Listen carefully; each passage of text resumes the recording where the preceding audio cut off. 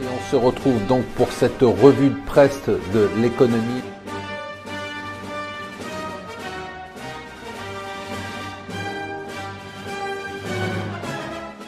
Bonjour et bienvenue sur Mon Financier pour la revue de presse de l'Écho. Nous sommes le mercredi 15 novembre. Alors, je voudrais juste commencer par un coup de gueule sur l'action EDF qui a un peu rebondi hier. Pour moi, c'est un scandale. Cette action n'a rien à faire en bourse.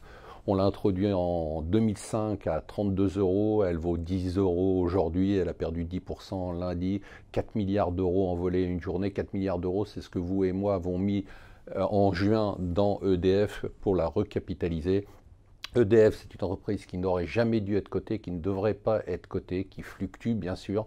Le cours peut peut-être tripler, doubler, il a triplé après l'introduction en bourse, mais ce n'est pas le sujet. C'est une entreprise où l'État est juge et partie, c'est une entreprise d'État, un service public qui n'a rien à faire en bourse. Alors pour nous, les actionnaires individuels, peuvent jouer sur EDF comme ils peuvent jouer sur le Bitcoin, mais ils n'ont absolument aucune visibilité. Alors Lucky Mac continue à avoir son coup de bol.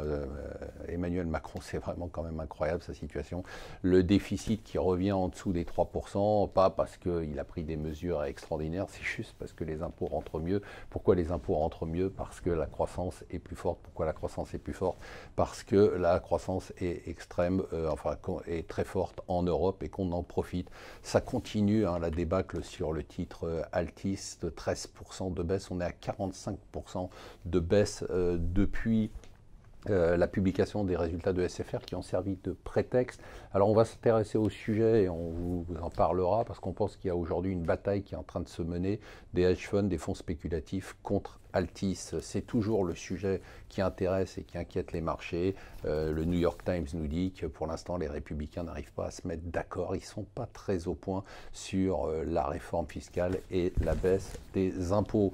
Au Venezuela, eh bien ça y est, c'est fait. Le premier défaut de son histoire, c'est l'agence S&P qui a décidé de mettre le pays en défaut partiel parce qu'il n'avait pas payé 200 millions de dollars sur une dette en cours. On parle d'une dette quand même de 60 milliards pour le Venezuela.